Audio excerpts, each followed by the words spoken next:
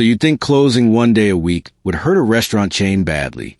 Fewer operating days, less total revenue, simple math. Sounds pretty obvious.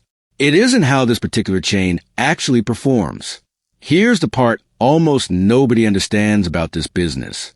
Chick-fil-A closes every single Sunday and still out-earns nearly every fast food chain in America per location.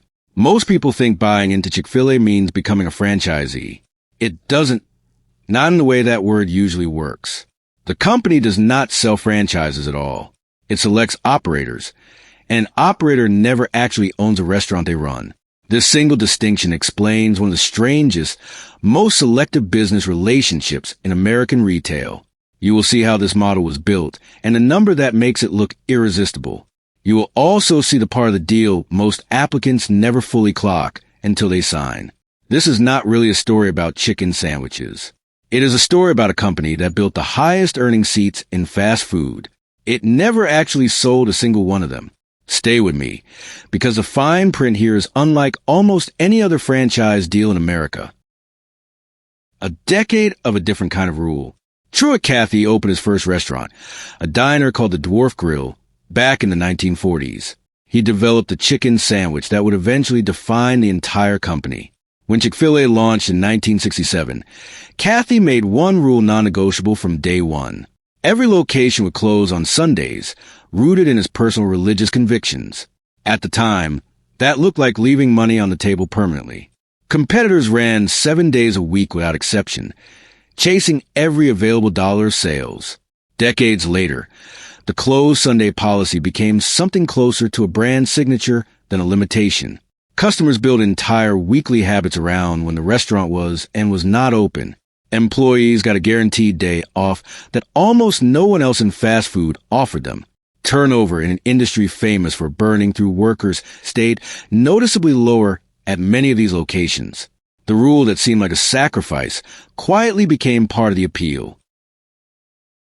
What signing up actually means. Here's the part that sounds backwards until you think it through.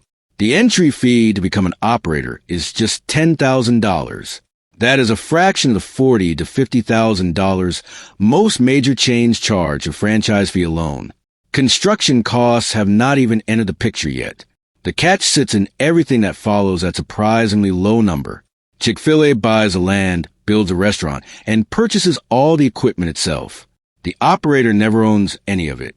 They lease the finished business and run it full-time, typically well past 60 hours a week.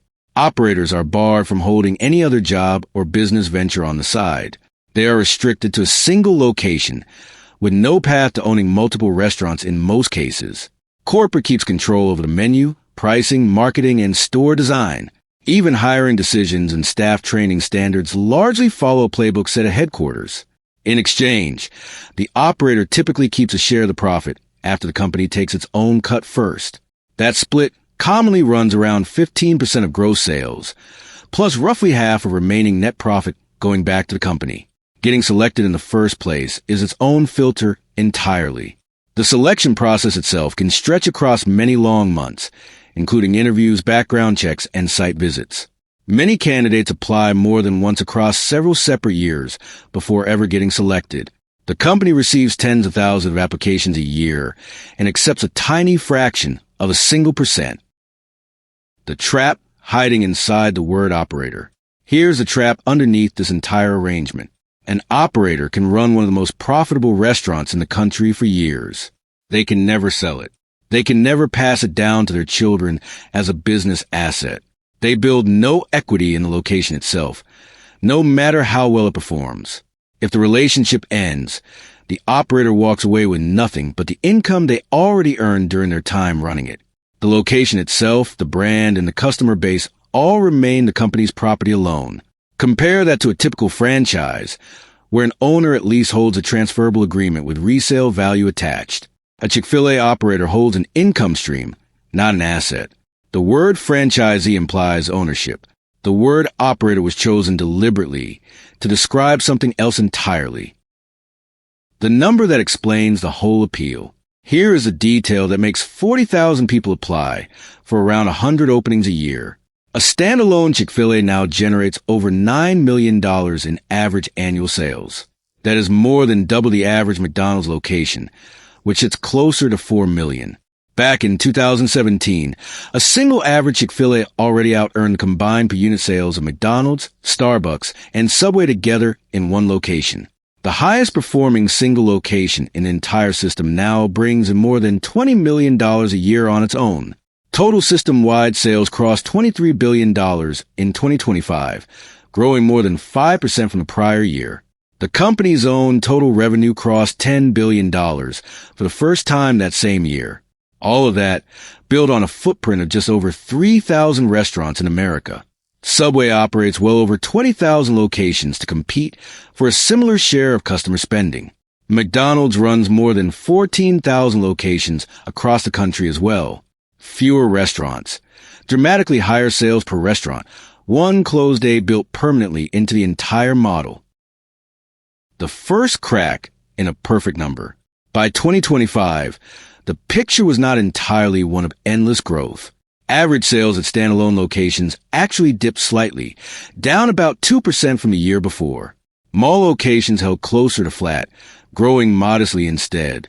Executives kept opening new restaurants anyway, adding well over 100 net new locations that year regardless. New locations still needed strong operators willing to accept the very same restrictive terms as before. Some industry analysts pointed to a simple explanation. The chain's most convenient, highest traffic sites had largely already been built out. Every new location added now competes for the same loyal customer base as the ones nearby it. Growth in restaurant count and growth in revenue per restaurant stopped moving together. For the first time in years, the two numbers pulled apart. The real odds of becoming an operator. In the optimistic scenario, a selected operator runs a location generating millions in annual sales. The income can be substantial, even without ever owning the underlying business itself.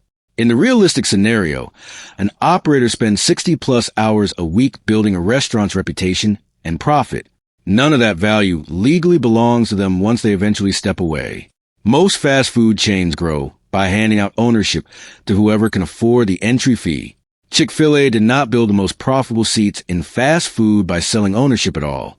It built them by keeping ownership entirely for itself and simply hiring extraordinary people to run the machine.